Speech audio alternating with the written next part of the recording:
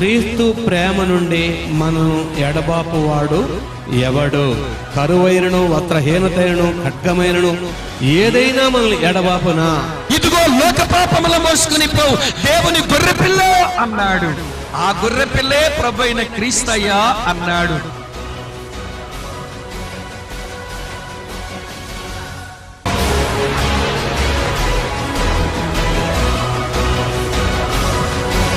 Christmas అంటే క్రీస్తుకు ఆరాధన, క్రీస్తులో జీవించడం నిరీక్షణ.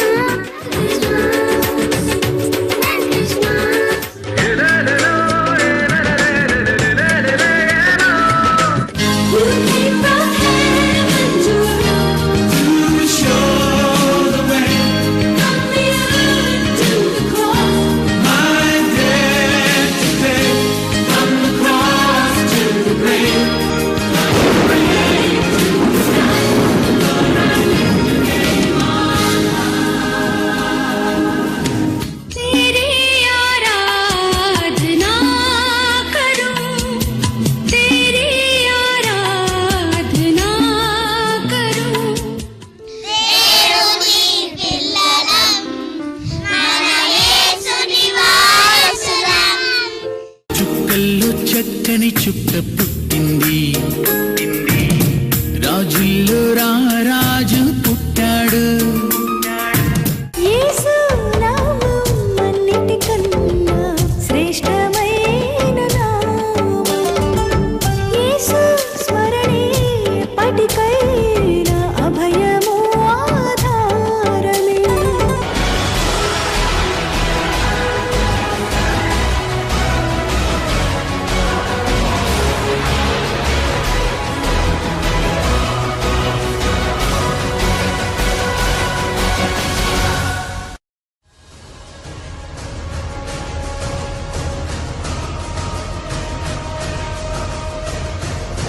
దేవునికి స్తోత్రం కలుగాక.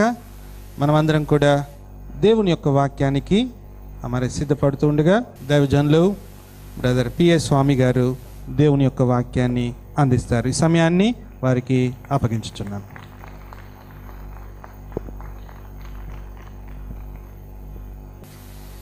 ప్రభు యొక్క పరిశుద్ధ నామమునకు స్తుతి కలుగునుగాక. క్రీస్తునందు ప్రియులారా, ప్రభువును రక్షకుడైన యేసు క్రీస్తు వారి అత్యున్నతమైన నామంలో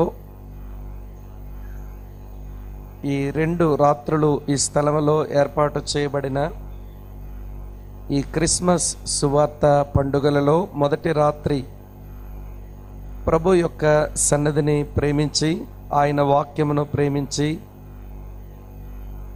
ఈ స్థలమునకు వచ్చిన మిమ్మలను ప్రభు అయిన యేసుక్రీస్తు వారి నామంలో నేను అభినందిస్తూ, సమీపమునకు రాలేకపోయినా దూరము నుండి వినబడే దేవుని మాటలు వినేందుకు ఆసక్తిని కనపరిచి ఆయా స్థలాల్లో ఉన్న ఈ ప్రాంతవాసులకును నా వందనాలు తెలియచేస్తూ ఉన్నాను.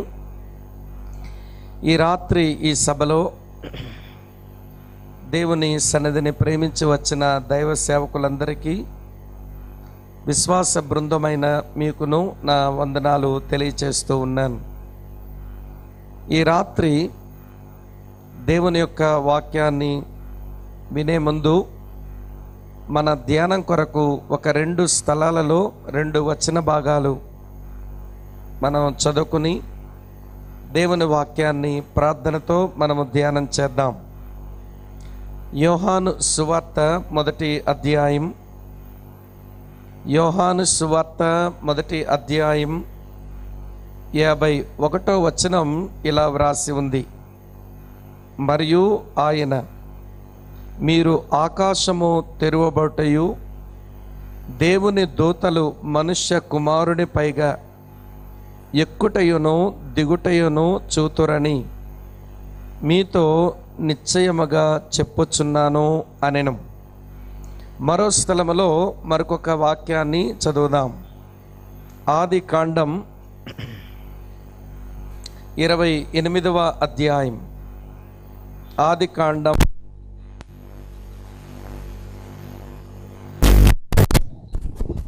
28 12వ వచనం ఇలా వ్రాసి ఉంది.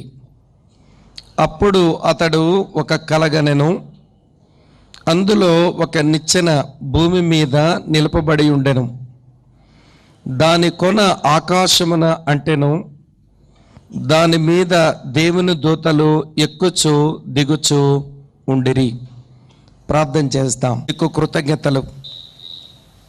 క్రీస్తునందు మా సోదరుడు, మీ సేవకుడు శ్యాంబాబు తనకు అనుగ్రహించిన సంఘం ప్రతి ఏటా నిర్వహిస్తూ ఉన్న ఈ క్రిస్మస్ సువార్త పండగలలో ఈ ఏట మీరు అనుగ్రహించిన ఈ కూడికలను బట్టి మీకు కృతజ్ఞతలు.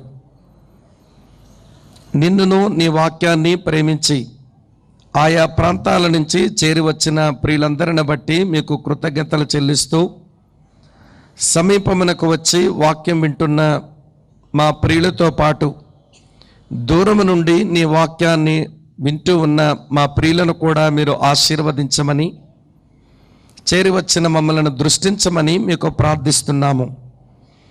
మీరే నీ వాక్యంలో సెలవిచ్చారు. నీ వాక్యము బయలు వెడలిన తోడనే వెలుగు కలుగును అని మీరు చెప్పారు.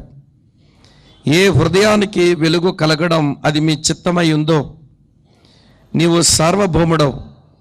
నీ ప్రణాళికలో, నీ ఏర్పాటులో, నీ ఎంపికలో, నీ నియామకంలో ఎవరైతే ఉన్నారో వారిని మీరు ఆకర్షించుకొని రక్షించి మెట్టుకు నీ నామానికి మహిమ తెచ్చుకొనమని, మా ప్రియులు పడుతున్న ఈ ప్రయాసకు మీరు ప్రతిఫలం అనుగ్రహించమని, బలహీనుడను నిష్ప్రయోజకుడైన నీ దాసుడను నన్ను బలపరిచి వీరి క్షేమం కొరకు వాడుకుందురని క్రీస్తు యేసు నామమందే స్తోత్రాలు చెల్లించి ప్రార్థిస్తున్నాము తండ్రి. ఆమేన్, ఆమేన్, ఆమేన్. మంచిది ప్రియులారా, 2000 సంవత్సరాల క్రిందట ప్రపంచపు నడిబొడ్డున బెత్లెహేము అనే చిన్న కుగ్రామంలో జన్మించిన ఒక శిశువును ప్రపంచం మర్చిపోలేకుండా ఉంది. ప్రతి ఏటా డిసెంబర్ మాసం ఇట్లా రాగానే ఆయన జన్మమును జ్ఞాపకం చేసుకుని ఆయన జన్మించడానికి గల కారణాన్ని అధ్యయనం చేస్తూ దేవుని యొక్క మాటల చేత దేవుని ప్రజలు దీవించబడుతూ ఉన్నారు.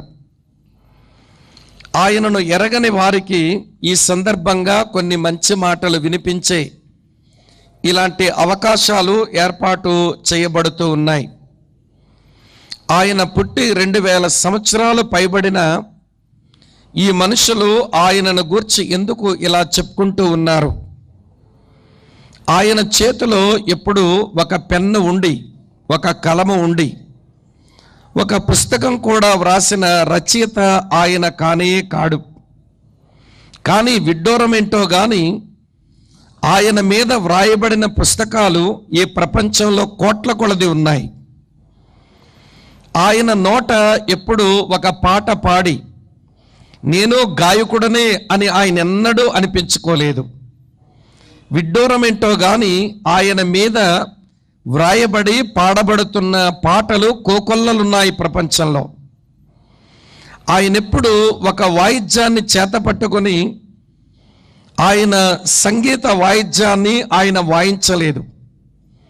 విడ్డూరం ఏమిటి అంటే ఆయన గూర్చి పాడబడే పాటలకు ఎన్నో వాయిద్యాలు కనిపెట్టి మరి ఈ ప్రపంచంలో వాడుకుంటున్నారు. ఆయన అలా అని చెప్పి ఆయన సంగీత కళాకారుడు కాదు, కానీ ఆయనను ఇంకా ఈ ప్రపంచం జ్ఞాపకం చేసుకుంటూనే ఉంది. సమాజమునకు వెలుపల వెలివేయబడిన మనుషులను ఆయన సమాజం లోపలికి తీసుకుని వచ్చాడు. అలా అని చెప్పి ఆయన సాంఘిక సంస్కరణకర్త కానే కాడు.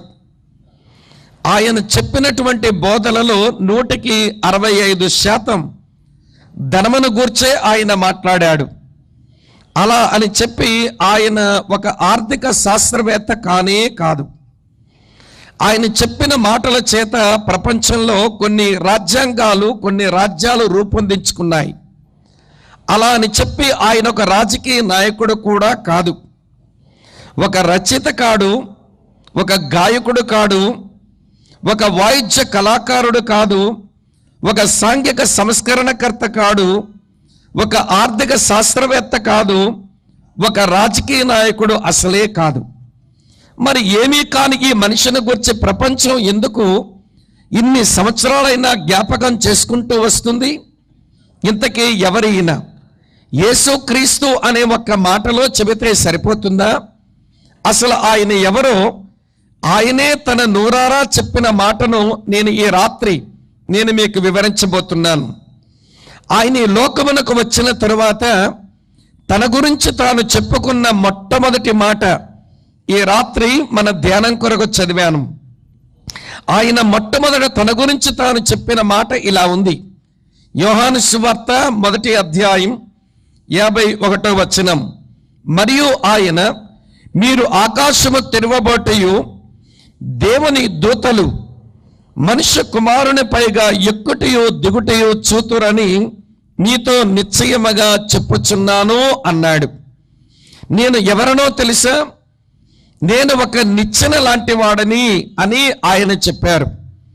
మీరు ఆకాశము తెరవబట్టయు ఈ మనుష్య కుమారుని పైగా దేవుని దూతలు ఎక్కుటయో దిగుటయో మీరు చూస్తారు అన్నాడు. ఆయన నోట వచ్చిన ఈ మాట, నేను ఒక నిచ్చెన లాంటి వాడిని అని ఆయన చెప్పిన ఈ మాట పరిశుద్ధ గ్రంథంలో మొట్టమొదట రాయబడిన విషయం అయితే కాదు. ఈ మాట ఇదివరకే కొన్ని వేల సంవత్సరాల క్రిందట మోషే అనే భక్తుడు ఆయన ఆదికాండం అనే బైబిల్ మొదటి పుస్తకంలో ఇలా వ్రాశాడు. ఆదికాండం 28వ అధ్యాయం 12వ వచనం ఇలా వ్రాసి ఉంది. అప్పుడు అతడు ఒక కలగనెను, అందులో ఒక నిచ్చెన భూమి మీద నిలపబడి ఉండెను, దాని కొన ఆకాశమునకు అంటెను, దాని మీద దేవుని దూతలు ఎక్కుచూ దిగుచూ ఉన్నారు అన్నాడు. కనుక యేసు నోట నేను ఒక నిచ్చెన లాంటి వాడిని అని చెప్పిన ఆ మాట కొన్ని వేల సంవత్సరాల క్రిందటే మోషే ఆ మాటను వ్రాశాడు. ఈ మాట ఏ సందర్భంలో వ్రాయబడింది అంటే యాకోబు అనే ఒక మనుషుని జీవిత చరిత్రలోని మాట అది. ఆయన కనిన కలలో జరిగిన సంఘటన అది. కనుక ఈ నిచ్చెనేంటో, ఈ నిచ్చెన లాంటి ఈ వ్యక్తి చుట్టూ జరిగే సంగతులేంటో ఇది మనకు అర్థం కావడం కొరకు నేను ఆదికాండం 28వ అధ్యాయం 10వ వచనం నుండి 22వ వచనం వరకు ఉన్న 3 గంభీరమైన విషయాలు నేను మీకు జ్ఞాపకం చేస్తాను. ఈ 3 సంగతులతో నా వర్తమానం ముగింపుకు వస్తుంది. జాగ్రత్తగా వినండి. ఈ నిచ్చెన గూర్చిన వివరాలు ఒక కలలో ఉన్నాయి కాబట్టి ఆ కల దగ్గర నుంచి నా వర్తమానాన్ని ఆరంభిస్తాను. శ్రద్ధగా వినండి. నా వర్తమానములో మొదటి విషయం కల కనిన యాకోబును గూర్చి చెబుతాను. ఈ యాకోబు అనే మనుషుల్లో మనము ఎవరిని చూడవచ్చునో నేను స్పష్టంగా మీకు లేఖనాల వెలుగులో చూపిస్తాను. కలగనిన యాకోబు, అది నా వర్తమానములో మొదటి విషయం. రెండవ సంగతి ఏంటో తెలుసా? కలలో కనబడిన నిచ్చెన గురించి వివరిస్తాను. ఈ నిచ్చెన ఏమిటో, ఈ నిచ్చెనలో మనం ఎవరిని చూడవచ్చునో నేను మీకు స్పష్టంగా వివరణిస్తాను. మూడవ మాట, కల కనిన తరువాత యాకోబును గూర్చి చివరగా మీతో చెబుతాను. దాంతో నా వర్తమానం ముగించబడుతుంది. మరో పర్యాయం జ్ఞాపకం చేస్తాను, వినండి. కలగనిన యాకోబు, కలలో కనబడిన నిచ్చెన, కల కనిన తరువాత యాకోబు. ఈ మూడు ప్రాముఖ్యమైన విషయాలు చెబుతాను.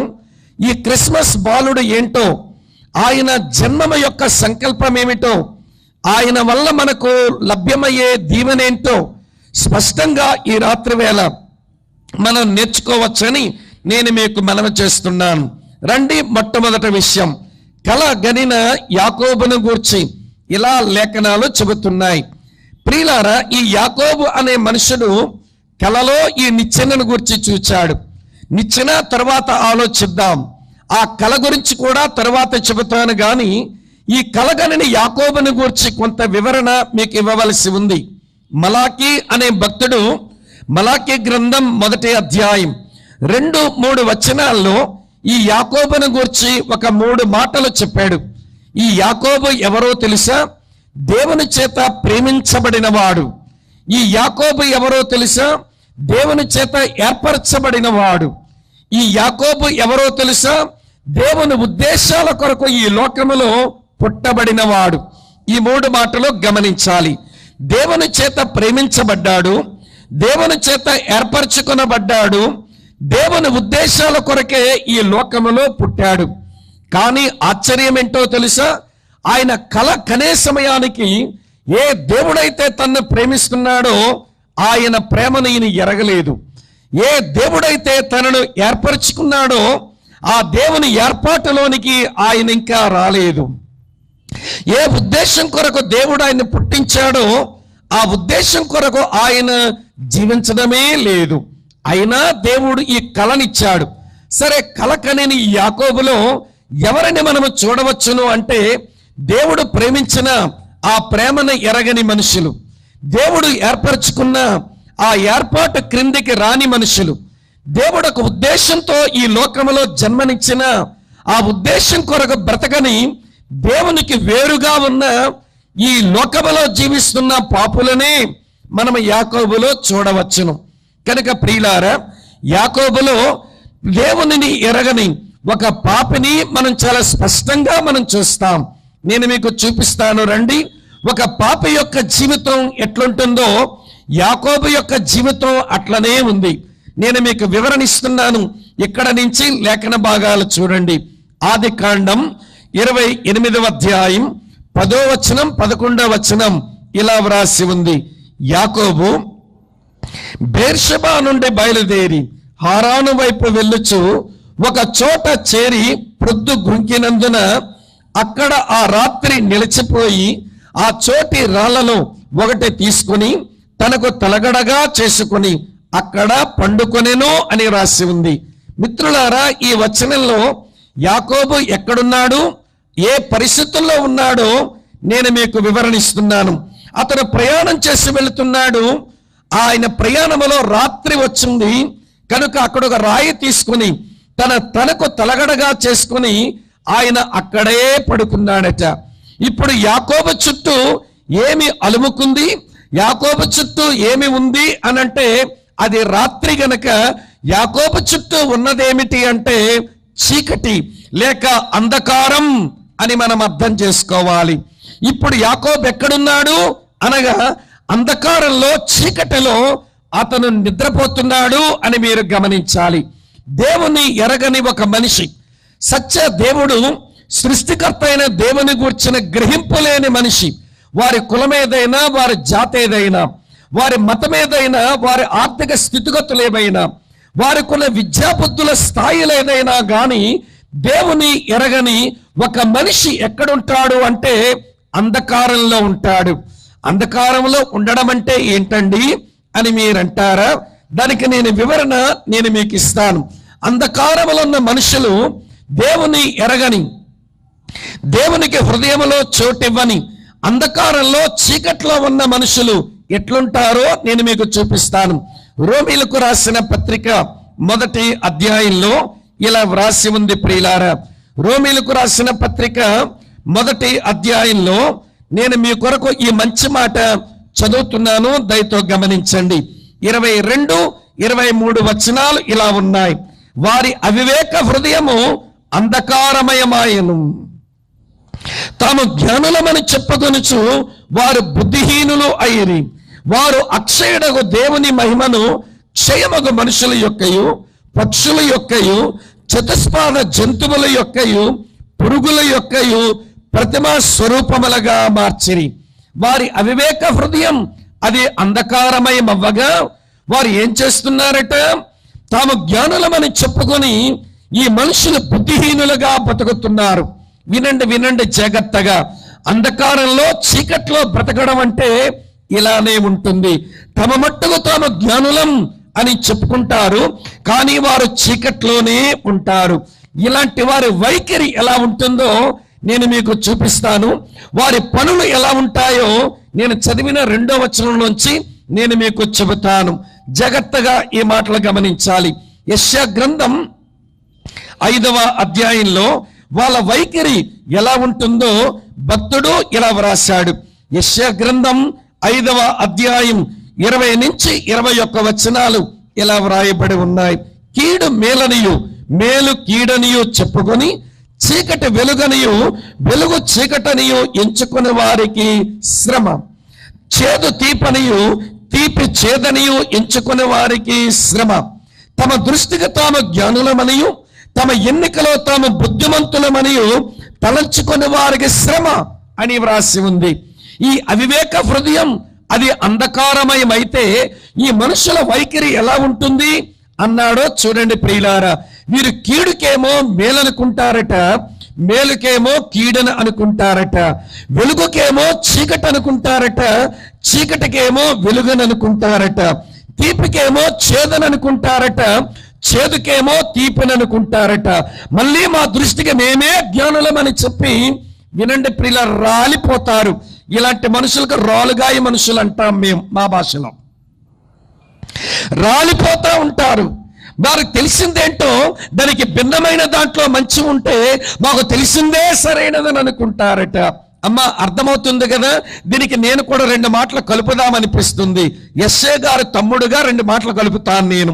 వినండి ప్రియులారు, యెషయా ఏమన్నాడో తెలుసా? మేలుకు కీడనుకుంటారు, కీడికేమో మేలనుకుంటారు. తీపికేమో చేదనుకుంటారు, చేదుకేమో తీపనుకుంటారు. వెలుగుకేమో చీకటి అనుకుంటారు, చీకటికేమో వెలుగు అనుకుంటారు. యెషయా బ్రదర్గా నేను 2 మాటలు కలుపుతాను. తాడుకేమో పాము అనుకుంటారు, పాముకేమో తాడు అనుకుంటారు. దేవుడికేమో దెయ్యం అంటారు, దెయ్యాలకేమో దేవుడు అంటారు. ఇవి నా మాటలు, ఇందులో లేవు. మనం చూస్తున్నాం కదా ఈ మనుషుల వైఖరి చూస్తున్నప్పుడు. వీరి అవివేక హృదయం అంధకారమయం అవ్వగా తమ మట్టులో తాము జ్ఞానులమని చెప్పుకొని బుద్ధిహీనుల్లాగా మనుషులు ప్రవర్తిస్తే వాళ్ళ వైఖరి ఇలానే కనబడుతుంది. వినండి ప్రియులారా, ఇలాంటి వైఖరిలో ఉన్న మనుషులు ఎలాంటి వారంటే వారు చీకట్లో ఉన్నవారు. నేను చెప్పలేదు సుమా, అది పరిశుద్ధ గ్రంథమైన ద బైబిల్ వేదమే అట్లా చెబుతున్నది. ఇంకొక మాట మీతో చెప్తాను. వీళ్ళ వైఖరి ఎలా ఉంది, మరి వారి చర్యలు ఎలా ఉంటాయట చూడండి. ఆ మాట పౌలు గారు ఇలా రాశారు. రోమీలకు రాసిన పత్రిక 1వ అధ్యాయం మనం ఇప్పుడు చదివినటువంటి వచనంలో 23వ వచనం చూడండి. వారు అక్షయుడగు దేవుని మహిమను క్షయమగు మనుషుల యొక్కయు అలాగనే పక్షుల యొక్కయు చతుష్పాద జంతువుల యొక్కయు పురుగుల యొక్కయు ప్రతిమా స్వరూపాలుగా మార్చేశామట.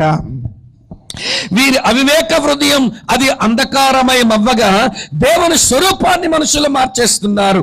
దేవుని స్వరూపం అది ఆయన అక్షయుడు. వినండి ప్రియులారా, ఈ భూమి మీద మనిషి అయినా క్షయమైపోయేవాడే. భూమి మీద ఒక 4 కాళ్ళ జంతువైనా అది క్షయమైపోయేది. ఈ భూమి మీద పాకే పురుగైనా అది క్షయమైపోయేది.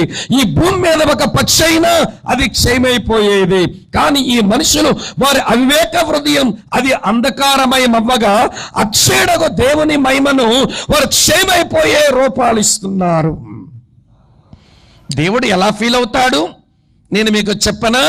వినండి ప్రియులారా, ప్రత్యేక తెలంగాణ ఉద్యమంలో మీరైనా లేక సమైక్యాంధ్రని అక్కడ మా వాళ్ళైనా ఉద్యమాలు చేసినప్పుడు రాజకీయ నాయకులుగా భలే రూపాలు ఇచ్చాం మనం. ఇవ్వలేదా? వాళ్ళకి దిష్టి బొమ్మలు తయారు చేసి, వినండి ప్రియులారా, చీర చూస్తే సోనియా గాంధీదే, తలకాయ చూస్తే వినండి ఆవు బొమ్మ వేశారు దిష్టి బొమ్మకి. కింద చూస్తే మన్మోహన్ సింగ్ గారి డ్రెస్సే, కానీ పైన చూస్తే ఏదో ఆకారం ఇచ్చారు. వింటున్నారు కదూ? కింద చూస్తే వినండి ప్రియులారా దిగ్విజయ్ సింగ్ గారే, కానీ పైన చూస్తే ఏదో ఆకారం వేశాము. డ్రెస్ చూస్తే అది కిరణ్ కుమార్ రెడ్డి, కానీ పైన చూస్తే ఏదో ఆకారం ఇచ్చాము. చంద్రబాబు నాయుడుని వదిలేరా మీరు? కిందను చూస్తే చంద్రబాబు నాయుడు డ్రెస్సే, కానీ ముఖం చూస్తే ఏదో ఆకారం ఇచ్చాము. మేము అలానే వేసాములేండి అప్పుడు. వినండి ప్రియులారా, అంటే ఉద్దేశం ఏంటి? వాళ్ళు గౌరవించడానికి అలాంటి రూపం ఇచ్చామా? వాళ్ళు అవమానం చేసి బద్నాం చేయడానికి ఆ రూపం ఇచ్చామా? ఇక్కడ ఉన్నారా లేదా? అవమానపరచడం. వారికంటూ ఒక రూపం ఉంటుండగా ఆ రూపానికి వేరుగా వేరొక రూపం ఇచ్చి మనం వాళ్ళు అవమానపరచుదాం అనుకున్నాం. వినండి, నా జీవితంలో ఒక అనుభవం చెప్తాను. నేను డిగ్రీ చదువుతున్న రోజుల్లో మాకు ఒక మ్యాథమెటిక్స్ లెక్చరర్ ఒక ఆయన ఉండేవాడు. ఆయన ఎలాంటి వాడో తెలుసా? వినండి, అతని ముఖంలో నవ్వు కనబడ్డం అంటే భలే విడ్డూరం. ఎప్పుడూ నవ్వడు, దుంప ముఖం వేసుకుని ఉంటాడు, దొమ్మల గుండులాగా. కనీసం ఇంట్లో భార్యతోనే నవ్వుతాడో లేదో ఏం పాడో మనకు అర్థం కాదు. ఎప్పుడు చూసినా ముఖం దుమదుమలాడుతూ ఉంటుంది, ఎప్పుడు నవ్వడు. అతను చూస్తే ఒళ్ళు మండిపోద్ది అన్నమాట. సరే, అతని క్లాసుకు రాబోతున్నాడు. నేను బోర్డు మీద ఆ మేషార్ గారి బొమ్మే వేశాను, బాగా వేశాను బొమ్మ. వింటున్నారా లేదా? ఏమండి, ఆ మేషార్ బొమ్మే వేశాను. కాకపోతే కిందని ఇలా రాశాను అన్నమాట. ఏం రాశాను తర్వాత? ముసలినక్క యుగంధర్ అని రాశానంతే. ముసలినక్క యుగంధర్ అని రాశాను. ఎవడైనా చెప్పారో నీ సంగతి చూస్తానన్నాను. అప్పుడు యేసుప్రభుని నమ్మలా. ఏమండి, జీవితం అంత మంచిగా లేదో, అల్లరి చిల్లరగా ఉండేవాడిని. సరే, మొత్తానికి మా మాస్టర్ వచ్చారు. నేరుగా వచ్చి కుర్చీలో కూర్చుని ఏదో విషయాలు మాట్లాడి, ఏమండి మ్యాథమెటిక్స్ లెక్చరర్ కదా, అతని బోర్డు వైపు తిరగగానే ఆయన బొమ్ముంది. ఎంత బాగా వేశాడు! ఎవడో ఆయన బొమ్మే వేశాను. కాకపోతే కిందనేమి రాశానంటే ముసలినక్క యుగంధర్ అని రాశాను. అతనికి ఎంత ఒళ్ళు మండిందో, ఎవడరా ఇది వేసింది అన్నాడు. ఎవడు చెప్తాడు సంగతి, నేను బయట చూస్తాను. కనుక ఎవడో చెప్పడానికి సాహసం చేయడం లేదు. అయినా అతను ఏం చేశాడో తెలుసా? ఆ బోర్డు తుడిచే ఏమంటే ఆ డస్టర్ పట్టుకొని ఒక్కొక్కడిని కొట్టేస్తున్నాడు. ఇక దెబ్బ తగిలినాడు ఊరుకుంటాడా? ఈ స్వామి వేశాడని చెప్పారు. ఆయన నా సంగతి చూశాడు, తర్వాత నేను వాడి సంగతి చూశాను. కానీ మొత్తానికి ఒక విషయం నాకు అర్థమైంది ఏంటంటే, బొమ్మ ఆయనదే, కాకపోతే అతని పేరుకు ఉన్న ముసలినక్క అని తగిలిస్తే అంత ఒళ్ళు మండిపోయిందేంటి ఈయనకి? అలాంటి దేవుడు అక్షయుడు. అలాంటి అక్షయుడైన దేవుణ్ణి ఒక మనిషిలాగా నువ్వు రూపొందిస్తే దేవుడు బాధపడడా? ఏమంటే దేవుని అవమానపరచడం కాదా? ఆ దేవునికి ఒక 4 కాళ్ళ జంతువు రూపం ఇచ్చి, ఆ దేవునికేమో పక్షి రూపం ఇచ్చి, ఆ దేవునికే ప్రాకేమో ఒక పురుగు రూపం ఇచ్చి ఆయన అవమానపరచడం కాదా? వినండి ప్రియమైన స్నేహితులారా, ఇదే మానవుని యొక్క అవివేక హృదయం అంధకారమయమవ్వగా అక్షయుడైన దేవుని స్వరూపాన్ని క్షయమైపోయే రూపాలు ఇచ్చి ఆ సృష్టికర్త అయిన దేవుని మనుషులు అవమానపరుస్తున్నారు. ఇది వాక్యం చెబుతున్న మాట. ఇప్పుడు కలగనే యాకోబులో ఎవరు కనబడ్డారో తెలుసా? అంధకారములో ఉన్న ఒక పాపి కనబడుతున్నాడు. దేవుని స్వరూపాన్ని మార్చి మేలుకు కీడు, కీడుకు మేలని విచక్షణ జ్ఞానములైనటువంటి ఒక మనిషి, ఒక పాపి కనబడుతున్నాడు యాకోబులో. ఇది మొదటి మాట. రెండో మాట చెప్తాను రండి. మళ్ళీ ఆదికాండం 28వ అధ్యాయం. ఆదికాండం 28వ అధ్యాయం. ప్రియులారా, మళ్ళీ 10-11 వచనాలు చదువుతాను. యాకోబు బెర్షెబా నుండి బయలుదేరి హారాను వైపు వెళ్ళుచు ఒక చోట చేరాడట. ప్రియులారా, బెర్షెబా నుంచి హారాను వెళ్ళే ఆ పాలస్తీనా దేశంలో ఆ ప్రాంతమంతా అరణ్య ప్రాంతం. ఇప్పుడు యాకోబు ఎక్కడున్నాడు అంటే అంధకారంలో ఉన్నాడని ఒక విషయం అర్థమైంది. ఇప్పుడు అతను ఎక్కడున్నాడు అంటే బెర్షెబా నుంచి హారాను వైపు వెళ్ళే దారిలో అతను అరణ్యంలో ఉన్నాడు. ఈ మాట గమనించాలి.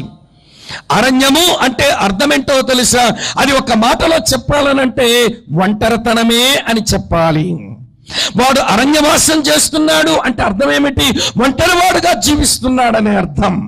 ఇప్పుడు యాకోబు జీవితం ఎలా అయిపోయిందో తెలిసిన, బెర్షెబా నుంచి అతను హారాను వైపు వెళ్ళొచ్చు ఆ మధ్యలో ఉన్న అరణ్యంలో అతను అరణ్యవాసం చేస్తున్నాడు. మరో మాటలో చెప్పాలంటే ఒంటరివాడైపోయాడు. ఇక్కడ నేను 2 ఒంటరితనాలు మీతో చెప్తాను. ప్రతి మనిషికి 2 ఒంటరితనాలు ఉంటాయి.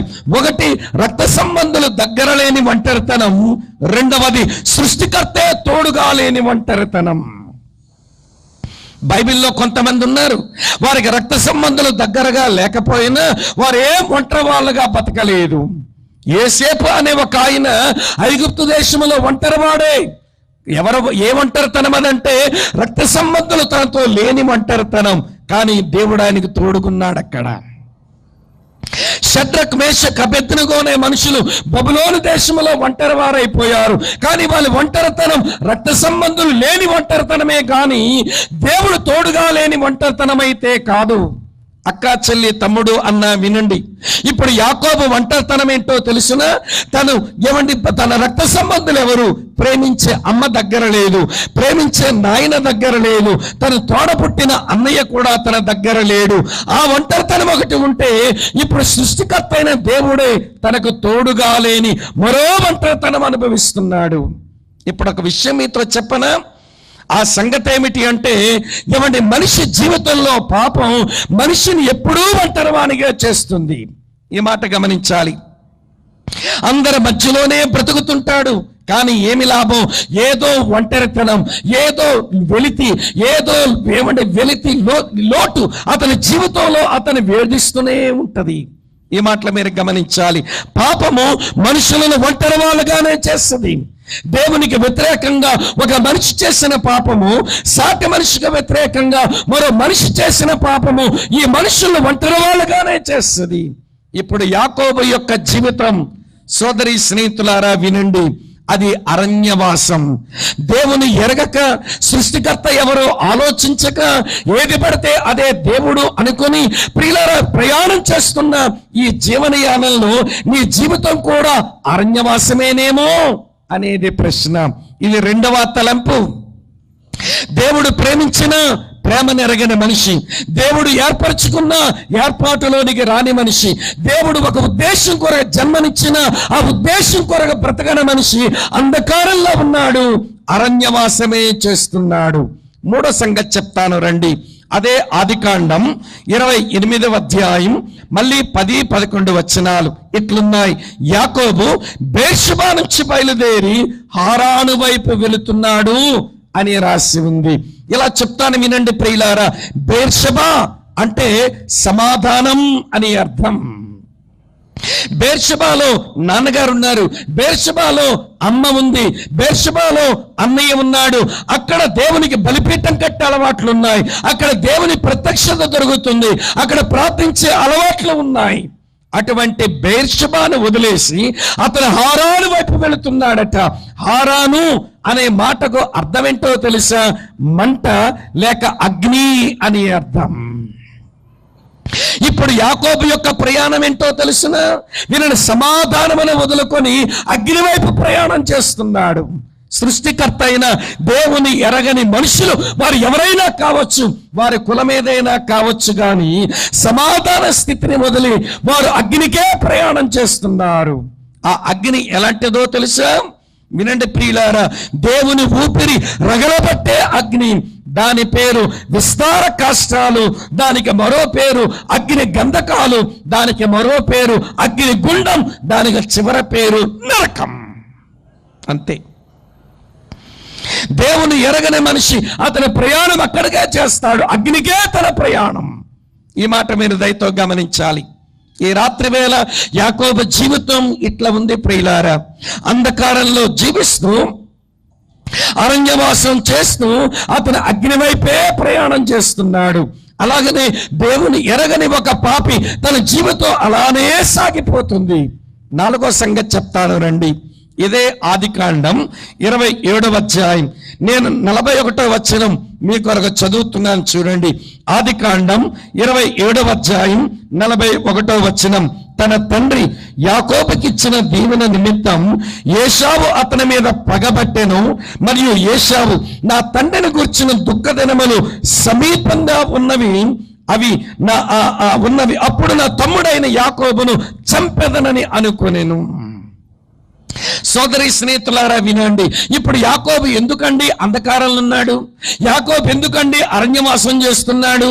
యాకోబు ఎందుకండి అగ్ని వైపు వెళ్తున్నాడు? ఇప్పుడు యాకోబు జీవితం ఏంటో చెప్పనా? ఈ వచనం చెప్తుంది, అంతమైపోతానేమో అన్న భయం అలా ప్రయాణం చేసేలా చేసింది. వాళ్ళ అన్న అతని మీద పగబట్టేట. మా తమ్ముడు మా నాన్నగారి దగ్గర నుంచి నాకు రావాల్సిన ఆశీర్వాదాలు వాడు దొంగిలించాడు, వీడు మా నాన్నగారు చావని వీడిని చంపుతాను అని అన్న పగబట్టాడు. ఆ కారణం చేత నేను అంతమైపోతానేమో అన్న మరణ భయం అతన్ని ఇలా ప్రయాణం చేయనట్లుగా చేసింది. ఇప్పుడు మన వరకు ఈ సంగతి చెప్తాను వినండి. సృష్టికర్త అయిన దేవుని ఎరగని మనిషి వారు ఎవరన్నా కావచ్చు, అందరూ ఒక భయం కింద బ్రతుకుతున్న వారే.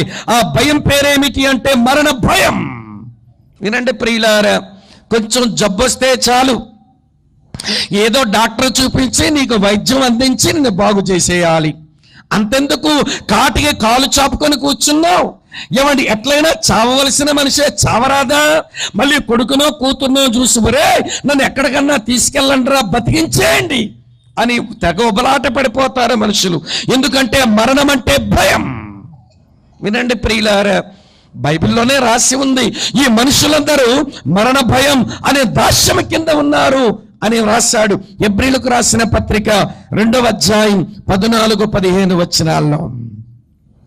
వారి మతం ఏదైనా, వారి జాతి ఏదైనా, వారి కులం ఏదైనా, వారి ఆర్థిక స్థితిగతులు ఏదైనా, ఈ మనుషులు మరణ భయం అనే దాస్యం కిందనే ఉన్నారు. మరణ భయం లేకుండా బతికేవాడెవడో తెలుసా? ఇలా చెప్తాను వినండి. మరణ భయమును దాటి ధైర్యంగా బతికేవాడు ఇలా ఉంటాడు. వాడు ఏమంటాడో తెలుసా? నా మట్టుకైతే బ్రతుకుట క్రీస్తే, చావైతే, ఇక్కడ ఉన్నారా లేదా? చావైతే లాభం. నా మట్టుకైతే బ్రతుకుట క్రీస్తే, చావైతే లాభం. అరే, చావుని ఇంత బాగా స్వాగతిస్తున్నాడేంటి? చావు లాభం అంటాడేంటి? నేను ఒక సేవకుడిని ఎరుగుదును. ఆ సేవకుడు ఈ స్థలానికి కూడా చాలా సార్లు వచ్చిన ఆయనే. ఈ మధ్య ఆదిలాబాద్ జిల్లా కౌటాల్లో ఆయన మాట్లాడుతూ ఇలాగన్నాడు, నేను ఈ మధ్యలో ప్రార్థన చేసుకుంటున్నాను. ఏంటి అతని ప్రార్థన అని మేము వింటున్నాం. ఆయన ఏమన్నాడు తెలుసు? దేవా, నేను బతికున్నానా నీకు లాభం, నేను చచ్చిపోయానా నాకు లాభం అని ప్రార్థిస్తున్నట్టు. ఇక్కడ ఉన్నారా లేదా? నేను బతికున్నానా నీకు లాభం, నీ సేవ చేస్తా. నేను చచ్చిపోయానా నాకు లాభం, నీ దగ్గరకు వచ్చేస్తా. అరే, చావాలంటే భయం లేదేంటి మనుషునికి? కారణం ఏంటో తెలుసా? యేసును నమ్మినవాడు మరణ భయం అనే దాస్యం నుంచే విడుదల పొందినవాడు. దేవునికి స్తోత్రం చెబుదామా? వినండి, మా అసెంబ్లీలో, మా దగ్గర, మా మందిరంలో ఒక సిస్టర్ గారు ఉన్నారు. అమ్మ వింటున్నారా? అలాంటి వాళ్ళు చాలా మంది ఉన్నారు. కానీ ఈవిడ గురించి మీకు చెప్పాల్సింది ఎంత ఉంటుందో తెలుసా? భూమికి బొక్కడు ఉంటుంది, అంటే ఎంత ఉంటుంది అన్నమాట. అసలు నా నడుము వరకు కూడా రాదు. మరి ఎవరికన్నారో ఏమో మహాతల్లిని, కానీ ఆవిడ మరుగుజ్జు అనుకోలేము, సరైన మనిషి అని అనుకోలేము. ఆమెకి భర్త లేడు, తల్లిదండ్రులు లేరు, బంధువులు ఎవరూ లేరు. ఆమె చిన్న పూరి గుడిసె వేసుకుంది ఆ గ్రామంలో. అప్పుడప్పుడు ఆమె గుడిసెలోకి వెళ్ళాలంటే బోల్డంత విధేయత నేర్చుకోవాలి మేము, అంత వంగి వంగి లోపలికి పోవాలి. లేకపోతే ఆమె ఇంటిలోనికి వెళ్ళడమే కష్టం. సరే, ఆవిడకి ఏదో పేరుంది, ఆ పేరుతో మేము ఎవరమో పిలవం. కానీ ఆమె పేరేంటో తెలిసి కుమ్మరమ్మ అని పిలుస్తాం. కులమనకు కుమ్మరి కుటుంబానికి చెందింది కులానికి. మళ్ళీ ఆమెమి కుండలు తయారు చేయదు. వింటున్నారా? ఎవరో తయారు చేసిన కుండల్ని ఈ చేతిలో ఒక 3, ఈ చేతిలో ఒక 4 పట్టుకొని ఆ పల్లెటి గ్రామాల్లో, ఆ ట్రైబల్ విలేజెస్ లోకి వెళ్ళి ఆ కుండలను అమ్ముకొని డబ్బులు తెచ్చుకొని తన పొట్ట పోషించుకుంటది. ఒకసారి నేను విలేజ్ లోకి వెళుతున్నా, ఆమె నాకు ఎదురొస్తుంటే కుమ్మరమ్మ బాగున్నావా అన్నాను. బాబు స్వామిబాబు బాగున్నానయ్యా అంది. నేను ఇట్లా చూడాలి ఆవిడ్ని. బాగున్నావా కుమ్మరమ్మ? బాగున్నానయ్యా అంది.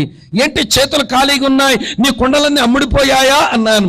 అన్ని అమ్మేశాను బాబు, గెంజి కాసుకుందామని ఇంటికి పోతున్నాను అంది. మంచిది కుమ్మరమ్మ, ఊర్లో చిన్న పని ఉండి వచ్చాను అన్నాను నేను. బాబు స్వామిబాబు, ఎప్పటి నుంచి ఒక మాట అడుగుదామని మీకుంది, ఒక్క నిమిషం బాబు, ఒక్క మాట అంది. చెప్పు కుమ్మరమ్మ అని ఆగాను. ఏమి లేదు బాబు, నేను త్వరగా చచ్చిపోవాలని నా కొరకు ప్రార్థన చెయ్యవా అంది. అదేంటి కుమ్మరమ్మ అలాగ అడుగుతుంది? నాకు ఆశ్చర్యం అనిపించే, బహుశా ఆమెకు రోజులు గడవడం లేదేమో, ఆమె కష్టార్జితం ఆవిడకి చాలడం లేదేమో, పైసలు అవసరమేమో అని నా జోబ్ మీద చెయ్యవేశాను, పర్సు తీద్దామని, పైసలు ఇద్దామని. వెంటనే ఆవిడ అంది, బాబు డబ్బుల్లే కాదు బాబు చావాలనుకున్నది, ఈ పాడులోకంలో ఇంకెంతకాలం బతుకుతాం? ఈ పాడు మనుషులు చూసుకుని ఎంతకాలం బతుకుతానయ్యా? నేను త్వరగా చచ్చిపోతే ప్రభు దగ్గరికి వెళ్ళిపోవచ్చు. నువ్వే వాక్యంలో చెప్పావు కదా, కనుక దేవుని దగ్గర వెళ్ళిపోవాలని నాకు ఆశ ఉంది బాబు. ఈ పాడు లోకం, ఈ పాడు మనుషుల మధ్య బతకడం కంటే దేవుని యొద్దకు వెళ్ళడమే మంచిది కదా అంది. ఈవిడికి ఏం జవాబు చెప్పాలో ఒక్క నిమిషం ఆగి నేను అన్నాను, కుమ్మరమ్మ యేసయ్య ఇట్లా చెప్పాడు, నేను పరలోకానికి వెళుతున్నాను, మీకు స్థలము సిద్ధపరుస్తానని చెప్పాడు. నీకు సిద్ధపరిచే నీ ఇల్లు తయారైతే నేను పిలిచేస్తాడు, వెళతావులే. నీకెంత భవనం కడుతున్నాడు, 2000 సంవత్సరాలు అయింది, యేసు అక్కడికి వెళ్ళి నీ భవనం ఇంక అవ్వలేదు, నీ తయారయ్యాక పిలుస్తాడులే, తొందరపడొద్దు, ఆయన తొందర పెట్టొద్దు అన్నాను. అట్లనా బాబు, నా ఇల్లు ఇంక అవ్వలేదా అంటుంది అమాయకంగా. అవును కుమ్మరమ్మ, నీ ఇల్లు ఇంకా పూర్తి కాలేదు, నీ ఇల్లు పూర్తవగానే యేసయ్య నన్ను పిలిచేస్తాడులే, వెళ్ళిపోదువు గాని అన్నాను. మంచి స్వామిబాబు, మంచి మాట చెప్పావు అంటూ అంది. మనకొక్క మాట బాబు, నేను ఒక చిన్న ప్రార్థన చేసుకుంటున్నానయ్యా అంది. నువ్వేం చేస్తున్నావు ప్రార్థన అన్నాను. ఏమి లేదు బాబు, నేను చచ్చిపోయే రోజున నువ్వు ఊర్లో ఉండాలని ప్రార్థన చేసుకుంటున్నానంది. నేనెందుకు కుమ్మరమ్మ అన్నాను. అంటే ఏమి లేదు బాబు, నేను ఊర్లో కొండలు అమ్ముతా, ఒరే మనం జన్మంతో పాపులంరా, మనం చేసే పనుల వల్ల పాపులంరా, మన పాపాన్ని బట్టి నరకానికి వెళ్తాంరా, ఆ యేసు ప్రభు నమ్మితే పాప క్షమాపణ వస్తుందర్రా, యేసుని నమ్మండర్రా, రక్షణ పొందండి అని చెప్తున్నానయ్యా. నాకు చదువు లేదు కదా, నా మాటలు అంత బాగుండవు కదా, నేను ఎవరికి చెప్పినా ఎవడో నమ్మడం లేదు కనుక నేను వేగం చచ్చిపోతే నన్ను పెట్టులో పెట్టాక నువ్వు సువార్త చెబితే ఎవడైనా త్వరగా నమ్ముకుంటాడేమో కదా బాబు, అందుకే నేను చచ్చిన రోజు నువ్వు ఉండాలని ప్రార్థన చేసుకుంటున్నాను. నాకు బ్రతకాలం లేదు, పెద్ద బతుకు మీద పెద్ద ఆశ ఏమీ లేదు, కానీ నేను త్వరగా చచ్చిపోతే నా శవం అక్కడ ఉంటే సేవకుడుగా నీ వచ్చి మనిషి జన్మ ఏమిటో, మనిషి మరణం తర్వాత ఏమి సంభవిస్తుందో నువ్వు సువార్త చెబితే ఒక మనిషిని నమ్ముకుంటాడు కదా, నేను బతుకుంటూ ఎవరిని రక్షించలేనప్పుడు నేను చచ్చిపోయి ఎవరికైనా సత్యం తెరితే అంతే సంతోషం కదా బాబు అంది. స్తోత్రం చెబుదామా? ఎంత ఆశో చావాలని, నీకు మాత్రం ఈ పాడులోకంలో 10 కాలాలు బతికేవాలని ఉంది. నీకు ప్రతిరోజు అడ్డదిడ్డమైన జీవితం జీవించి ఇష్టానుసారమైన పాప జీవితాన్ని అనుభవించి సుఖించి తాగి తందనాలు తొక్కి జీవితమంతా ఇక్కడ గడిపేద్దాం అనుకుంటున్నావు. యుగ యుగాలు ఉండే నరకానికి సిద్ధమవుతున్నావు. జగత్ సుమా, యేసునందు విశ్వాసం ఉంచి పాప క్షమాపణ పొందిన శ్రీకాకుళం జిల్లా ఒక మారుమూల ఏమంటే కొండ జాతి ఒక ముసలమ్మకుంది జ్ఞానం. భూమి మీద జీవితం శాశ్వతం కాదు, మన్నైన శరీరం ఇది మట్టిగా వెళుతుంది. ఒక రోజున నా ఆత్మ దేవుని దగ్గరికి వెళ్ళాలి, కనుక బతికాలని నాకు లేదు, త్వరగా చనిపోయి దేవుని యొద్దకు వెళ్ళాలనుంది. ఆమె మరణ భయం అనే దాస్యము నుంచి విడుదల పొందింది. మరి నీ సంగతి ఏంటో? మరి నీ సంగతి ఏంటో? దేవుడు ప్రేమించిన ఆ ప్రేమని ఎరగని మనిషివి, దేవుడు ఏర్పరచుకున్న ఆయన ఏర్పాటులోనికి రాని మనిషివి, దేవుడు ఉద్దేశం కొరకు నీకు జన్మనిచ్చిన ఆ ఉద్దేశం కొరకు బ్రతకని మనిషివి. వినండి, నువ్వు ఒక పాపివి. నువ్వు ఏమని అనుకుంటున్నావా నీ గురించి?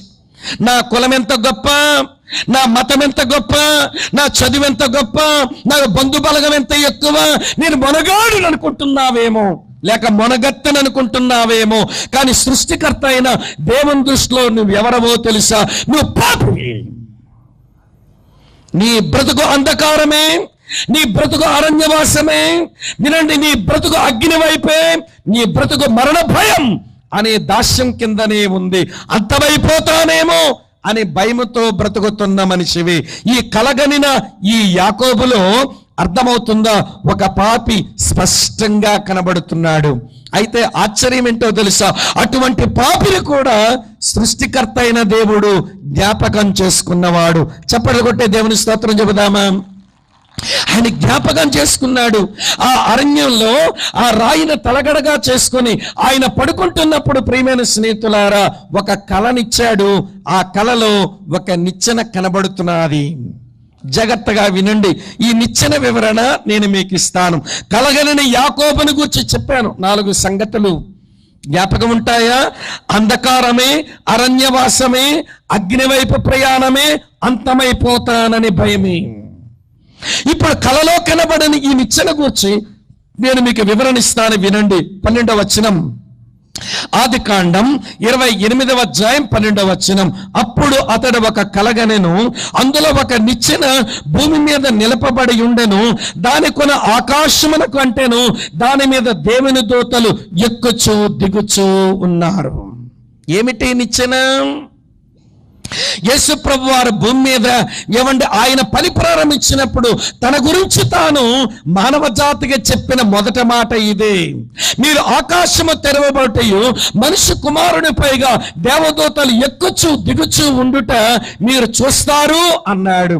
ఆ యాకోబు కలలో చూచిన ఆ నిచ్చెన ఎవరో తెలుసా? ఆ నిచ్చెన నేనే అని చెప్పాడు. కనుక నిచ్చెనలో ఈ క్రిస్మస్ బాలుడు ఉన్నాడు అని చెప్పడం నాకు పెద్ద కష్టమైన పని కాదు. భాష్యం అర్థం యేసు ప్రభు వారే చెప్పుకున్నారు గనక ఆ నిచ్చెన వివరణ నేను మీకు ఇస్తాను, జాగ్రత్తగా వినండి. ఎలా ఉంది నిచ్చెన? వినండి ప్రియులారా. ఈ నిచ్చెన ఒక కొన ఆకాశమునకు అంటేను, ఒక కొన భూమి మీద నిలపబడి ఉండెను. ఇది ఏమి నిచ్చెన? వినండి ప్రియులారా. ఒక కొన ఆకాశమున ఉంది, ఒక కొన భూమి మీద ఉంది. అంటే అర్థం ఏంటో తెలుసిన ప్రియులారా? ఇది సమాధానపరచు నిచ్చెన. అక్కడ ఉన్నది వినండి ప్రియులారా, ప్రేమ కలిగిన దేవుడు. ఈ నిచ్చెన కింద ఏమండి భూమి మీద ఉన్నది దుర్మార్గుడైన యాకోబు. వినండి.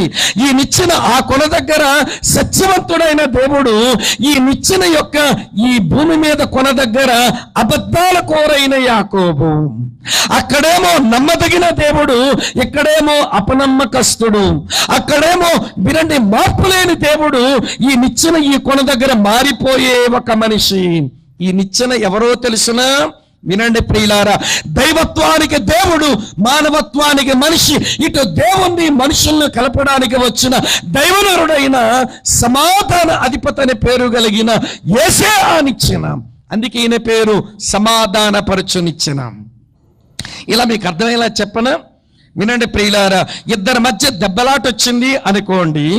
ఆ ఇద్దరిని సమాధానపరచడానికి మధ్యలోనికి వచ్చిన వాడు ఒక వర్గానికి చెందినోడైతే సరిపోడు. అమ్మ వింటున్నారా?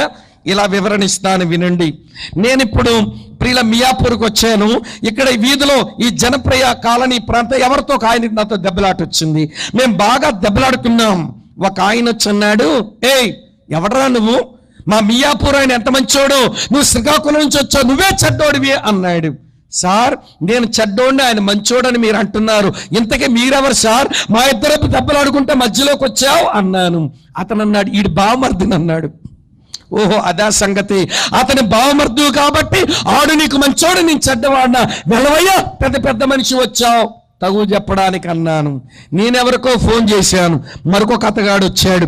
మియాపూర్ ఆయన అంటాడు, మా స్వామి చాలా మంచోడండి, ఏదైనా తప్పుంటే మీదే ఉందండి అన్నాడు.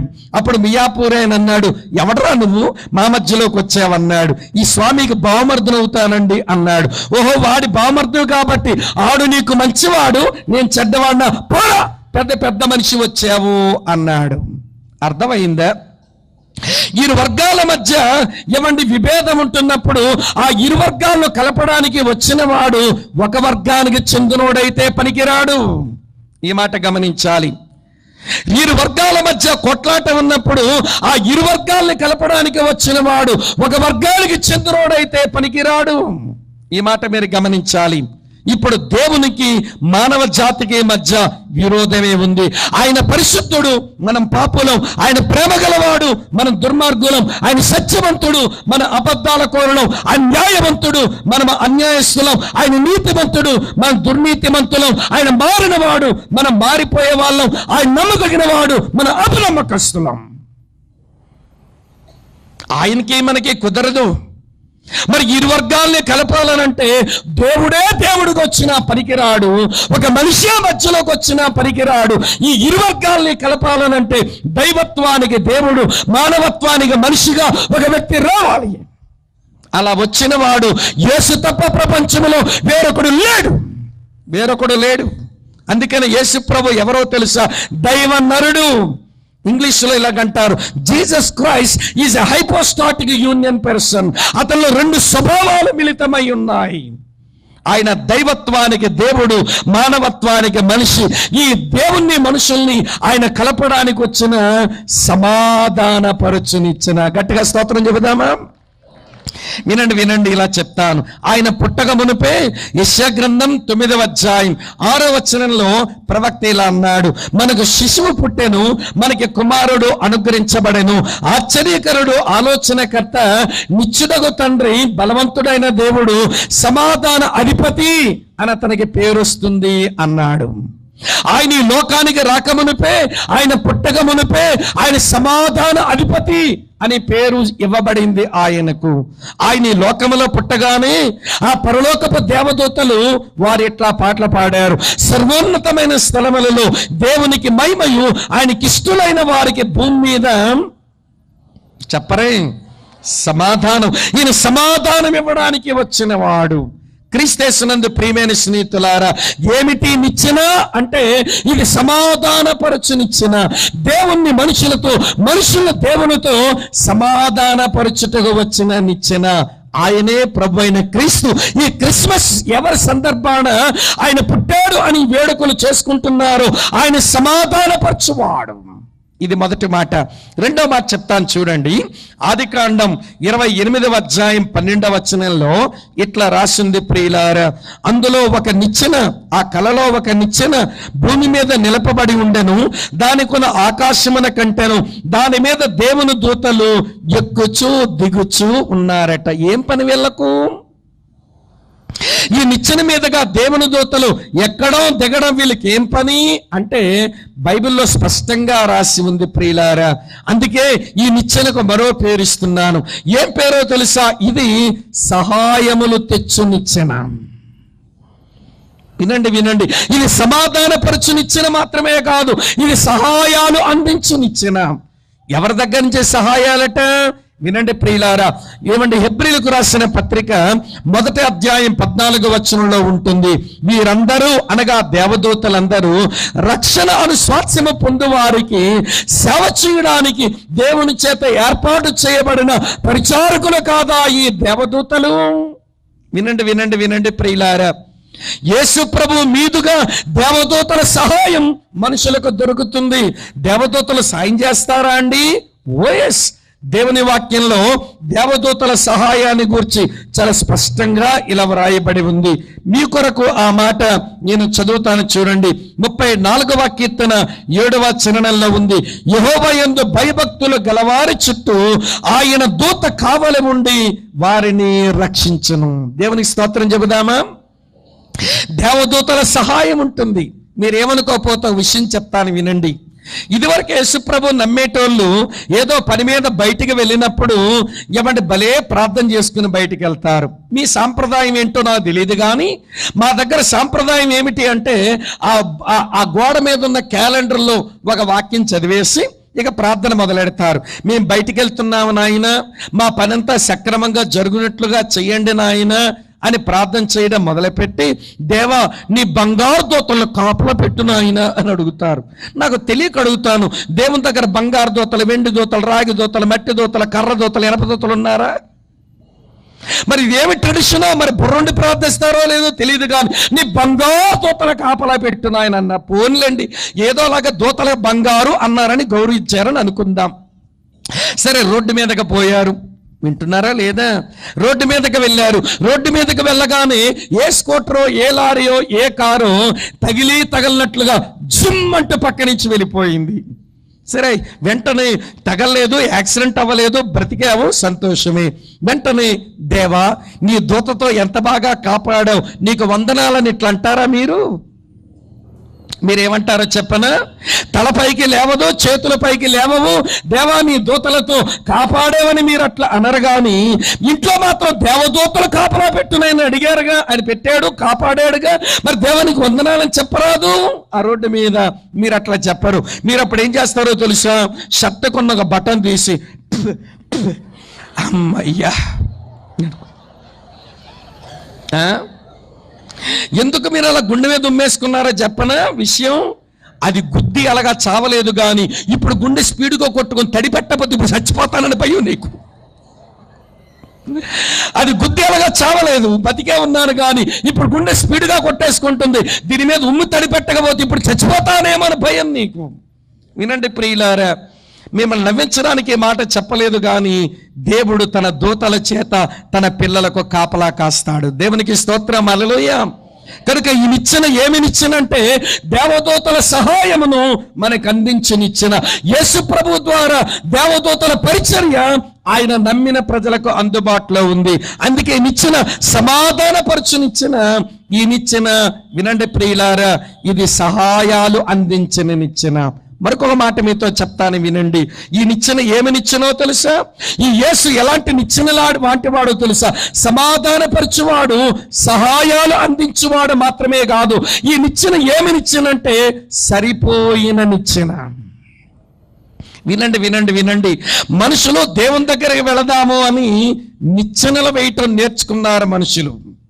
అమ్మా వింటున్నారా? ఆదికాండం 11వ అధ్యాయంలోనే బాబేల్ అనే ఒక స్థలములో ఒక పెద్ద గోపురం కట్టి దానికి మెట్లు పెట్టి నిచ్చెన పెట్టి దేవుని దగ్గరికి వెళ్ళిపోదాం అనుకున్నారు. పోలేకపోయారు. భాషలు తారుమారైనాయి, వాళ్ళ ముక్కలు చెక్కలయ్యారు, ప్రపంచమంతా చెదిరిపోయారు. ఒక మనిషి దేవుని యొద్దకు చేరుకోవడానికి తాను వేసిన నిచ్చెన అది సరిపోయిన నిచ్చెన కాదు. ఈ రోజున వినండి, కొంతమంది దేవుని సమీపించడానికి తెగ నిచ్చెనలు వేసేస్తున్నారు. ఏంటో తెలుసిన, యేసు ప్రభు నమ్మేటోళ్ళు అయితే గుడికి వెళ్ళడం ఒక పెద్ద నిచ్చెన, బైబిల్ పట్టుకోవడం ఒక పెద్ద నిచ్చెన, ఇలాంటి కూటాలకు వెళ్ళడం పెద్ద నిచ్చెన. నువ్వు వేసుకున్న నిచ్చెనలు బోల్డెన్ ఉన్నాయి. యేసు మినహాయించి నువ్వు దేవుని యొద్దకు చేరడానికి ఈ నిచ్చెనలు ఏమి సరిపోవు. క్రైస్తవేతర విశ్వాసములు ఉండే వాళ్ళు నిత్యం లేస్తున్నారు, వ్రతాలు నోస్తున్నారు, నోములు నోస్తున్నారు, క్రతువులు చేస్తున్నారు, దానాలు చేస్తున్నారు, ధర్మాలు చేస్తున్నారు, పూజలు చేస్తున్నారు, ఎన్నెన్నో తిప్పలు పడుతున్నారు. ఎందుకో తెలుసిన? వినండి ప్రియులారా, అక్కడికి చేరుకోవాలి. వినండి ప్రియమైన స్నేహితులారా, మనుషులు వేసే నిచ్చెనలు అక్కడికి వెళ్ళడానికి సరిపోవు. ఇది దేవుడు వేసిన నిచ్చెన, అందుకే ఇది సరిపోయిన నిచ్చెన అన్నాను. ఈ యేసు ఎలా సరిపోయిన వాడో నేను మీ కొరకు చదువుతాను, చూడండి. హెబ్రీయులకు రాసిన పత్రిక 7వ అధ్యాయంలో 26వ వచనం ఇలా వ్రాసి ఉంది. హెబ్రీయులకు రాసిన పత్రిక 7వ అధ్యాయం 26వ వచనం చూడండి. పవిత్రుడును, నిర్దోషియు, నిష్కల్మషుడును, పాపులలో చేరక ప్రత్యేకముగా ఉన్నవాడును, ఆకాశ మండలము కంటే మిక్కిలి హెచ్చైన వాడైన ఇట్టి ప్రధాన యాజకుడు మన ప్రభువైన యేసుక్రీస్తు మనకు సరిపోయిన వాడు. ఆయన సరిపోయిన వాడు. సమాజంలో నుంచి వెలివేయబడిన కుష్ఠరోగికి సరిపోయిన వాడు. సమాజంలో పాపములో పట్టబడి రాళ్లతో కొట్టబడి చంపడానికి సిద్ధమైపోతున్న ఆ మనుషుల మధ్య నలిగిపోయి నిలబడి ఉన్న ఒక వేశ్యకు ఆయన సరిపోయిన వాడు. బాగా ధనాన్ని సంపాదించి ఆ ప్రాంతవాసుల చేత పాపి అని అనిపించుకున్న జక్కయ్యకు సరిపోయిన వాడే. యోధా మతనిష్ట చేసి ఎంతో భక్తిగా ఉన్న నికోదేము లాంటి వాడికి సరిపోయిన వాడే. అమ్మ వింటున్నారా? ఈయన అందరికీ సరిపోయిన వాడు. ధనవంతులకు, బీదవారికి, సమాజం నుంచి వెలివేయబడిన వారికి, సమాజంలో ఉన్న వారికి అందరికీ సరిపోయిన వాడు. యేసు సరిపోయిన నిచ్చెన. మీకు అర్థమవుతుందని అనుకుంటాను. ఈయన సమాధానపరచు నిచ్చెన. వినండి ప్రియమైన, ఇది సహాయాలు అందించు నిచ్చెన, ఇది అందరికీ సరిపోయిన నిచ్చెన. 4వ మాట మీతో చెప్పిన వినండి ప్రియులారా, ఈ నిచ్చెన సామాన్యమైన నిచ్చెన కాదు. ఈ యేసు సామాన్యమైన వాడు కాదు ప్రియులారా. ఈ నిచ్చెన సంపదలు తెచ్చు నిచ్చెన. ఈ నిచ్చెన మీదుగా వినండి, యాకోబుకు కొన్ని సంపదలు వచ్చేస్తున్నాయి. ఏమి సంపదలో చదువుతాను చూడండి ప్రియులారా. ఆదికాండం 28వ అధ్యాయం 13వ వచనం ఇలా రాసి ఉంది. మరియు దేవుడు దానికి పైగా నిలిచి, నేను నీ తండ్రైన అబ్రాము దేవుడను, ఇస్సాకు దేవుడైన యెహోవాను, నీవు పండుకున్న ఈ భూమిని నీకును నీ సంతానమునికి ఇచ్చెదను. నీ సంతానం భూమి మీద లెక్కకు ఇసుకరేణువుల వలె అవుతారు. నువ్వు తూర్పు, పడమర, ఉత్తర, దక్షిణ తట్టు వ్యాపిస్తావు. నీ మూలంగా భూమి మీద ఉన్న సమస్త జనులను నిన్ను ఆశీర్వదిస్తాను అన్నాడు. ఇవన్నీ కలిపితే ఏమి సంపదో చెప్పనా? ఇది వాగ్దానాల సంపద. దేవుడు వాగ్దానాలు చేస్తున్నాడు. వినండి ప్రియులారా, ఇక్కడ కూర్చున్న మనకు సంపద అంటే మనకి ఏమర్థమైందో తెలుసిన, బాగా పైసలు ఉండడం, బాగా బంగారం ఉండడం, బాగా బిల్డింగ్లు ఉండడం, బాగా ఆస్తిపాస్తులు ఉండడమే సంపద అనుకుంటాం. వినండి, ఈ సంపదలు కరిగిపోతాయి. ఈ సంపదలు కలకాలము నిలిచి ఉండేవి కాదు. కానీ దేవుని వాగ్దానాలు అవి ఎన్నటెన్నటికో నిలిచేవి. దేవుడు యాకోబుకు ఈ నిచ్చెన మీదుగా వాగ్దానాల ఐశ్వర్యం ఇస్తున్నాడు. ఇది ఒక ఐశ్వర్యం. రెండో ఐశ్వర్యం చెప్తాను చూడండి. 15వ వచనం ఇలా రాసి ఉంది, ఇదిగో నేను నీకు తోడయ్యుండి నువ్వు వెళ్ళే ప్రతి స్థలమందును నిన్ను కాపాడొచ్చు, ఈ దేశమునకు నిన్ను మరలా రప్పించదను, నేను నీతో చెప్పింది నెరవేర్చే వరకు నిన్ను విడువనని చెప్పగా అని ఉంది. ఈ వచనంలో తోడయ్యుంటాను, నిన్ను విడవను అని ఆయన పలికిన మాటలో నాకు మరో ఐశ్వర్యం కనబడుతుంది. ఐశ్వర్యం ఏంటనంటే దేవుని సన్నిధి ఐశ్వర్యం. యాకోబు, నీకు తోడుగా ఉంటా, నేను నీకు ఇచ్చిన మాట నెరవేర్చుకునే వరకు నేను విడిచిపెట్టేదే లేదు అన్నాడు. అమ్మా వింటున్నారా? అక్కడ మరో సంపద కూడా ఉంది. నువ్వు వెళ్ళు ప్రతి స్థలమందును నిన్ను కాపాడుతాను అన్నాడు. ఇది దేవుని కాపుదల ఐశ్వర్యం. యేసుక్రీస్తునందు ఆయనందు విశ్వాసం ఉంచిన వారికి దొరికే ఐశ్వర్యం ఏంటో తెలుసా? దేవుని వాగ్దానాలు, దేవుని సన్నిధి, దేవుని కాపుదల. ఈ మూడింటికంటే మించిన ఐశ్వర్యమే లేదు ప్రపంచంలో. ఇవి ఐశ్వర్యాలని మనం ఎరగక, వినండి ప్రియులారా, తుచ్చమైన ఈ లోక సంబంధమైన ధనగణతల కొరకు కక్కుర్తి పడుతున్నాం. అమ్మా వింటున్నారా? యాకోబుకు వచ్చేసాయి ఆ నిచ్చెన మీదుగా 3 సంపదలు. మొదటి సంపద వాగ్దానాల సంపద, రెండవ సంపద దేవుని యొక్క సన్నిధి సంపద, మూడవ సంపద దేవుని కాపుదల సంపద. ఈరోజు అదే యేసు ప్రభు ద్వారా ఎవరైతే 2000 సంవత్సరాల క్రిందట ఈ మానవ జాతి కొరకు ఈ లోకములోనికి అరుదించాడో, మానవ జాతి పాపమంతా తన మీద మోసుకొని సిలువలో ప్రాణం పెట్టాడో, ఆ యేసు ద్వారా మనుషులకు ఈ సంపదలన్నీ అందుబాటులో ఉన్నాయి. గట్టిగా చప్పట్లు కొట్టి దేవుని స్తోత్రం చెబుదామా? చప్పట్లు కొడితే సంబరం కాదు, ఈ సంపదలు నీవయ్యాయా అన్నదే నా ప్రశ్న. ఏమంటే చప్పట్లు కొట్టి చంకలు గుద్దకండి, ఈ సంపదలను సొంతమయ్యాయా అన్నదే ప్రశ్న. ఆయన సమాధానపరచునిచ్చిన దేవునితో సమాధాన పడితేవా? ఆయన సహాయాలు అందించనిచ్చిన ఆయన సహాయాలు ప్రతిదినమో అనుభవిస్తున్నావా? ఆయన సరిపోయినిచ్చిన ఈ నాకు చాలిన వాడని అనుకుంటున్నావా? ఆయన సంపదలు తెచ్చునిచ్చిన ఈ సంపదలు నీకు సొంతమయ్యాయా అన్నదే ప్రశ్న. ఇంత మట్టుకు చాలు. కలలో కనబడిన నిచ్చెన గూర్చి, ఆ నిచ్చెన ఎవరో కాదు, 2000 సంవత్సరాల క్రిందట బెత్లెహేములో పుట్టిన ఈ క్రిస్మస్ బాలుడే ఈ నిచ్చెన అనేది ఆయనే నోరు తెరి చెప్పాడు. బైబిల్ కూడా అదే మాట్లాడుతా ఉంది. ఇంత మట్టుకు చాలు. కలగనిన యాకోబులో పాపివైన నిన్ను నువ్వు చూసుకో. కలలో కనబడిన నిచ్చెనలో సృష్టికర్త అయిన యేసు ప్రభు స్పష్టంగా కనబడుతున్నాడు. మూడో సంగతి చెప్పి నేను ముగింపుకు వస్తాను. మూడో సంగతి ఏంటో తెలుసా? కల కనిన తరువాత యాకోబు కల అయిపోయింది. ఆ కలలో నిచ్చెన చూశాడు. ఆ నిచ్చెన మీదుగా దేవదూతలు కదలడం చూశాడు. ఆ నిచ్చెన మీద నుంచి తనకు వచ్చిన మాటలన్నీ విన్నాడు. ఇప్పుడు కలంత అయిపోయిన తర్వాత యాకోబు ఏ అనుభూతిలోకి వచ్చాడో ఆ అనుభూతుల్లోనికి, అనుభవంలోకి వచ్చి మనం ఈ స్థలం నుంచి వెళ్ళగలిగితే మన జీవితాలు సార్థకమవుతాయి. రండి, ఏ అనుభవంలోకి వచ్చాడో త్వరగా నేను మీకు చెబుతాను. ఆదికాండం 28వ అధ్యాయం 16వ వచనం. యాకోబు నిద్ర తెలిసి నిశ్చయముగా యెహోవా ఈ స్థలమందు ఉన్నాడు, అది నాకు తెలియకపోయేను అనుకున్నాడట. అమ్మ వింటున్నారా? ఇప్పుడు కలైపోయిన తర్వాత యాకోబుకి ఏమొచ్చిందనంటే దేవుని స్పర్శ వచ్చింది. ఇక్కడ దేవుడున్నాడు, దేవుని సన్నిధి కూర్చిన ఒక స్పర్శ ఆయనకు వచ్చేసింది. ఇప్పుడు ఒక మాట మీతో చెప్పాలనుకుంటున్నాను, వినండి. దేవుడు సర్వప్రసన్నుడు. ఈ మాట మీరు గమనించాలి. ఆయన ఎక్కడ ఉండాలి అని అనుకుంటాడో ఆయన అక్కడ ఉండగలిగిన వాడు. ఆయన ఒక వాగ్దానం చేశాడు మనకు. ఏమని వాగ్దానం చేశాడో తెలుసా? మత్తయి సువార్త 18వ అధ్యాయం 20వ వచనంలో అన్నాడు, ఎక్కడ 2-3 నా నామంలో కూడి ఉంటారో వారి మధ్య నేను ఉంటాను అని చెప్పాడు. అమ్మ అర్థమవుతున్నదా? ఇలా చెప్తాను, ఇక్కడ 2-3 కంటే ఇంతమంది కూర్చున్నాం. మన మధ్య ఆయన ఆత్మస్వరూపుగా తిరుగుతున్నాడు. నమ్ముతున్నామా ఈ మాట? ఆయన మనతో మాట్లాడుతున్నాడు, ఈ మాట మనం నమ్ముతున్నామా?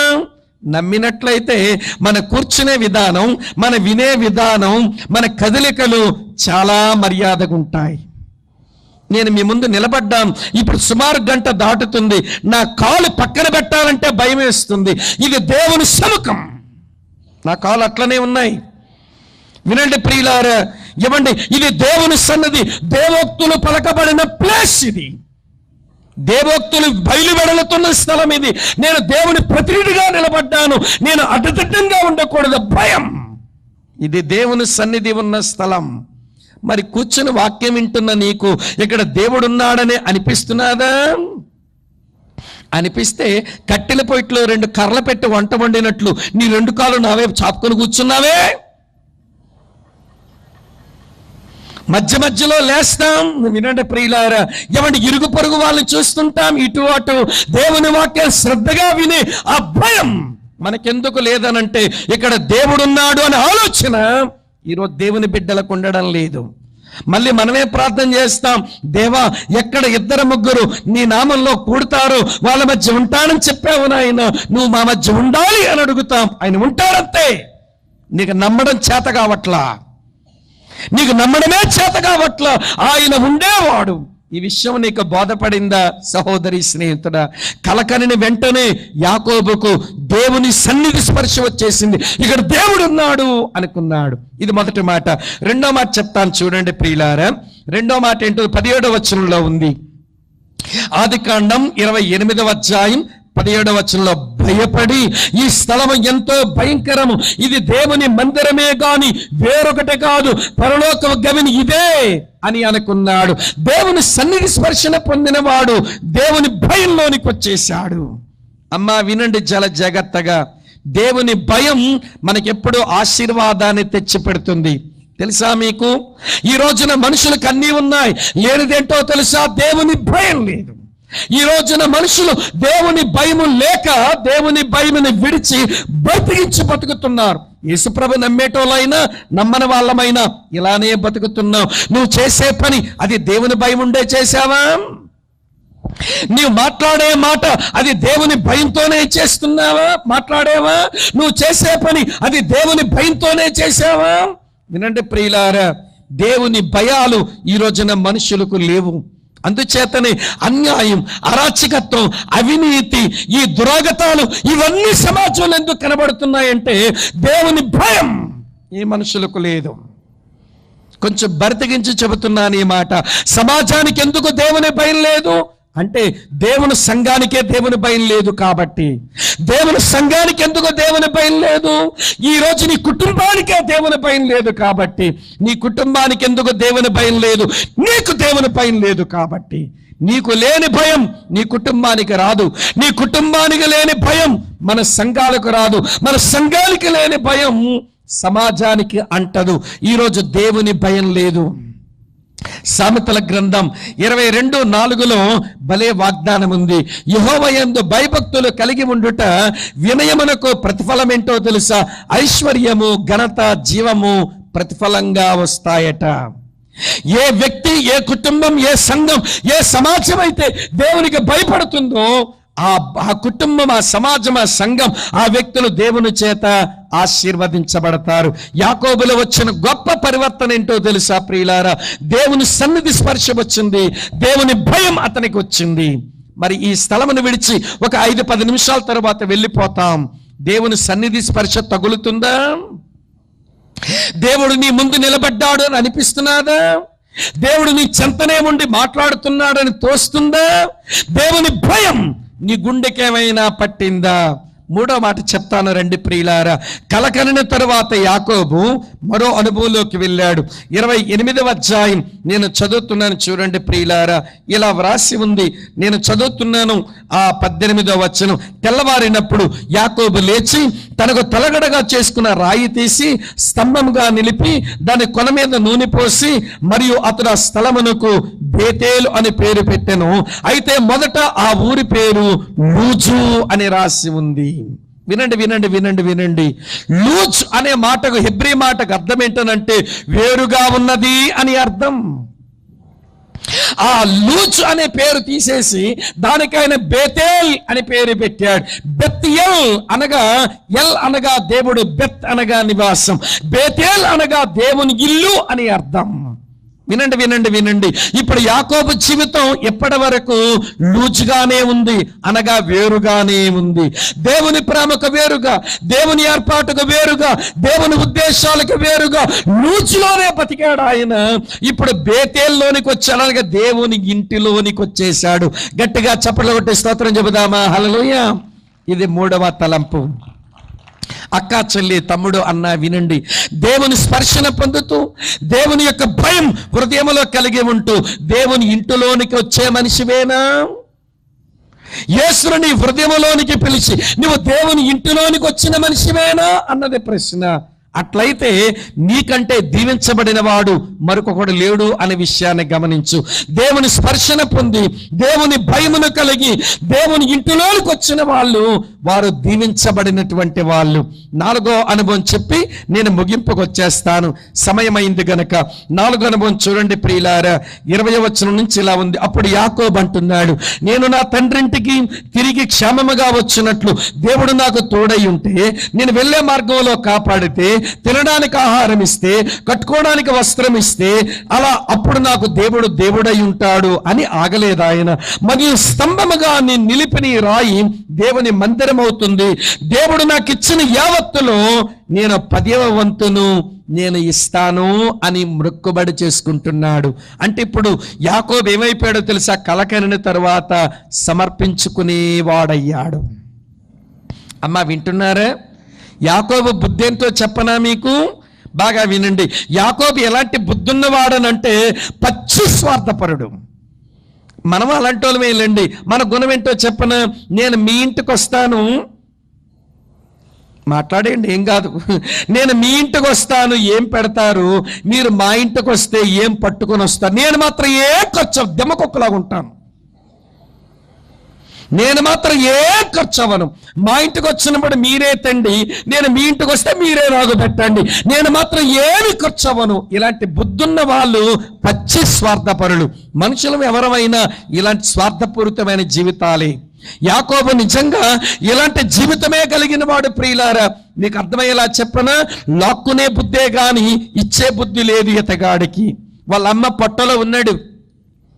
వాళ్ళ అమ్మ పొట్టలో ఉన్నప్పుడు వాళ్ళ అన్నయ్య ముందు వాళ్ళ అమ్మ పొట్టలోంచి బయటకు వస్తుంటే, వీడికంటే నేనే ముందు వచ్చేయాలి, నేను పెద్దోడు అయిపోవాలని ఆ జ్యేష్ఠత్వాన్ని లాక్కుందామని వాళ్ళ అన్నయ్య మడిమిని పట్టుకుని వచ్చేస్తున్నాడు. అప్పుడు లాగే బుద్ధే, ఇచ్చే బుద్ధి లేదు. అసలు పొట్టలోనే లాగే బుద్ధి ఉంది తగాడికి. సరే, పుట్టి బయటకు వచ్చిన తర్వాత వింటున్నారు కదూ, వినండి. వాళ్ళ అన్నయ్య నాన్ వెజిటేరియన్ బాగా వండుతాడు. యాకోబు మా పాలసీ అన్నమాట, మేమంతా వెజిటేరియన్స్ కాబట్టి వినండి, కూరగాయలు భలే అద్భుతంగా వండుతాడు యాకోబు అన్నయ్య. మీరు చికెనో మటనో చేపలో వండి నోరూరు ఇస్తారేమో కానీ మా యాకోబు అన్న చిక్కుడుగాయల కూరతో నోరూరు ఇస్తాడు. వాళ్ళ అన్నయ్య మాంసం వండినోడైనా, ఒరే ఆ ఎర్రగా ఉన్నది కొంచెం పెట్టరా, భలే వాసనలు వచ్చేస్తున్నాయిరా, నువ్వు నాకు పెట్టరా అన్నాడు తమ్ముణ్ణి. అప్పుడు మా యాకోబు అన్న ఏమన్నాడో తెలుసా? చిక్కుడుగాయలు కూర ఇస్తాను గాని నీ జ్యేష్ఠత్వం ఇస్తావా అన్నాడు. జ్యేష్ఠత్వం అంటే కుటుంబ యాజకత్వం, జ్యేష్ఠత్వం అంటే కుటుంబ రాజరికం, జ్యేష్ఠత్వం అంటే దైవ కృప. అంతే, దేవుడిచ్చిన వరం. ఆ దేవుని వరాన్ని దేంతో కొనుక్కుందాం అనుకున్నాడో తెలుసా? చిక్కుడుగాయల కూరతో లాగేశాడు. ఈ బుద్ధిని ఏం బుద్ధి అంటామో తెలుసా? ఏతకాయ ఇచ్చి తాటికాయ లాగేయడమే. ఈరోజు మనోళ్ళ బుద్ధి కూడా అంతే. యేసు ప్రభుకి 5 రూపాయలు ఇస్తారట, వీళ్ళకేం 500 రూపాయలు ఇంట్లో పడిపోవాలట. మరి ఇదేం మారుబడి బిజినెస్ మనకు అర్థం కాదు. అమ్మ అర్థమవుతున్నారా? ఈ యాకోబు లాక్కునేవాడు. పొట్టలోనే అన్నయ్య కాలును లాగాడు. ఎవడి పుట్టిన తర్వాత చిక్కుడుగాయల కోత జ్యేష్ఠత్వాన్ని లాగేశాడు. కళ్ళు కనబడని మంద దృష్టి కలిగిన నాన్నగారికి మోసం చేసి పితృపారంపర్య ఆశీర్వాదమే లాగేశాడు. అది ఆదికాండం 27వ అధ్యాయంలో ఉంటుంది. అలాంటి ఈ యాకోబు వినండి, అక్క, చెల్లి, తమ్ముడన్న ఎప్పుడు లాగేసుకునేవాడు, ఎప్పుడు ఎవరి దగ్గర నుంచి ఏదో పొందుదామనుకునేవాడు. కలలో నిత్యం చూసిన తర్వాత వినండి ప్రియమైన స్నేహితులారా, దర్శనం ప్రత్యక్షతను పొందిన తర్వాత ఇప్పుడు అంటాడు, దేవా ఇగో నేను నీకు ఇస్తాను అంటున్నాడు. అది అతని సమర్పణ మనసు. అది సమర్పణ మనసులోనికి వచ్చాడు. ఇది వరకు లేదు ఈ మనసు. ప్రియమైన స్నేహితులారా వినండి, కల కనిన తరువాత యాకోబు దైవ స్పర్శన పొంది దైవ భయము కలిగి దైవ నివాసములోనికి వచ్చి దేవునికే సమర్పించుకుని మనిషిగా మారాడు. ఈ రాత్రి వేళ సుమారు గంట పైగా దేవుని వాక్యం విన్న నీవు దేవుని స్పర్శన పొందితే, దేవుని భయములోనికి వస్తే, వినండి, దేవుని నివాసములోకి రాగలిగితే, దేవునికే సమర్పించుకునే మనసు నీకుంటే ఇది నీకు అనుకూలమైన సమయం. యేసుకు మినహాయించి నువ్వు బతికితే, యేసుకు వేరుగా నువ్వు బ్రతికి ఉంటే, వినండి సోదరి స్నేహితులారా, మన జీవితం ఏంటో తెలుసురా? అంధకారము, వినండి, మన అరణ్యవాసము, వినండి, అగ్ని వైపే ప్రయాణము, అంతమైపోతామనే భయంతో బతుకుతాం. కానీ మన కొరకు వేయబడింది నిచ్చిన 2000 సంవత్సరాల క్రిందట బెత్లెహేములో కన్యమరియ గర్భములో శరీరాన్ని తీసుకుని వచ్చిన ఈ నిచ్చిన, అది సమాధానపరచు నిచ్చిన, అది సరిపోయిన నిచ్చిన, అది సహాయాలు అందించు నిచ్చిన, మనకి సంపదలు తెచ్చని నిచ్చిన. అది మనకు అర్థమైతే ఆయన సన్నిధి స్పర్శన పొంది ఆయన భయమును కలిగి ఆయన ఇంటిలోనికి వచ్చి ఆయనకి సమర్పించుకునే మనుషులం కావాలని దేవుడు ఎంత ఖర్చు పెట్టించాడు. శ్యామ్ తన సంఘానికి ఎన్నో వ్యయప్రయాసాలు ఇచ్చాడు.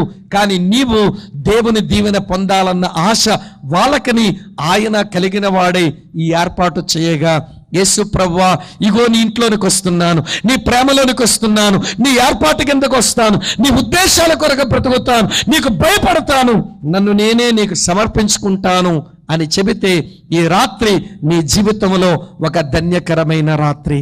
తల వంచండి, కళ్ళు మూసుకునండి, ప్రార్థన చేద్దాం. ఎవరు కళ్ళు తెరవద్దు, ఆలోచించండి. ఒక్క నిమిషం ఆలోచించండి. నీ జీవితం అంధకారంగా అనిపించడం లేదా? నీ జీవితం అరణ్యవాసం అనిపించడం లేదా? అందరూ ఉన్నారు కానీ ఏదో కొరత, ఏదో వెలితి, ఏదో లోపం నిన్ను ఏడిపించేస్తుంది. పర్వాలేదు, దేవుడు నిన్ను ప్రేమించి నీతో మాట్లాడుతూ ఉండగా ఈ రాత్రి వేళ, ప్రభువా, ఇగో యాకోబులాగే నీ స్పర్శన కలిగి, నీ భయమును కలిగి నీ ఇంటిలోనికి వస్తానయ్యా. ఇగో నన్ను నేనే నీకు సమర్పించుకుంటున్నానయ్యా, నన్ను అంగీకరించండి ప్రభువా, నా జీవితంలోకి రండి, నా పాపములను నీ రక్తములో కడగండి ప్రభువా అని నిజంగా నువ్వు అడగగలిగితే, వినండి, ఇది అద్భుతమైన రాత్రి. ప్రభు ఆత్మ మన మధ్య సంచరిస్తుండగా నిన్ను నువ్వు ఆయనకి సమర్పించుకోవడానికి ఇష్టపడితే ఇది నీకు మిక్కిలి అనుకూలమైన సమయం. ప్రభువా, నా జీవితంలోకి రండి, నేను నీ ఇంట్లోనికి వస్తాను అనే మాట నీ మాట అయితే ఒక పిలుపు నేను ఇస్తున్నాను. ఈ వర్తమానం నీకు అర్థమైతే ఒక పిలుపు నేను ఇస్తున్నాను. బ్రదర్ స్వామి, నేను ఆ యేసు ప్రభు ఇంటిలోనికి వస్తున్నాను, ఆయన భయము కలిగిన మనిషిని అవుతాను, ఆయన యొద్ద నుంచి ప్రతి ఆశీర్వాదము పొందుకుంటాను, నా కొరకై ప్రార్థించండి బ్రదర్ అనే వాళ్ళు ఎవరైనా ఉంటే నెమ్మదిగా మీ కుడి చేతిని పైకెత్తి చూపుతారా? కళ్ళు తెరిచి చూడొద్దు. నీ తీర్మానం, నీ సమర్పణ ఈరోజు నువ్వు ప్రభు సన్నిధిలో వినపరుస్తావా, కనపరుస్తావా? దేవుడిని దీవించును గాక సహోదరి, దేవుడిని దీవించును గాక సహోదరుడా. ఇప్పుడు మన తండ్రి అయిన దేవుని యొక్క ప్రేమ, కుమారుడు ప్రభు రక్షకుడైన యేసుక్రీస్తు వారి యొక్క కృప, పరిశుద్ధాత్మ దేవుని కన్యున సహవాసము సన్నిధి, ఆయన సన్నిధికి వచ్చే వాక్యం విన్న మీకును మీ కుటుంబాలకును స్థానిక సంఘమునకు పరిచర్యకును సదా తోడుగుండి నడిపించి ఆయన మాత్రమే మహిమ పొందును గాక. ఆమేన్, ఆమేన్.